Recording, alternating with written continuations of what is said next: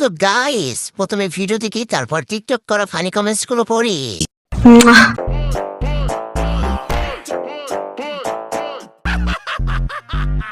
A few moments later.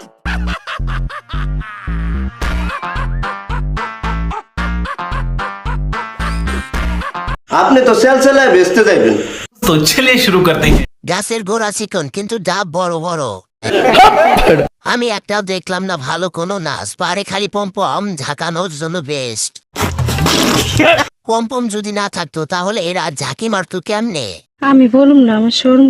এছাড়া দুইটা ডাবের উপর মনে হয় অনেক জ্বর জাপটা যায়। এ ভাই, কেউ ভাটি নিয়ে ধর, দুধ পড়ে যাবে তো। এই পাহাড়ে আমি উঠতে চাই না, কারণ এই পাহাড় অনেক নড়তেছে, যখন তখন পড়ে যেতে পারে।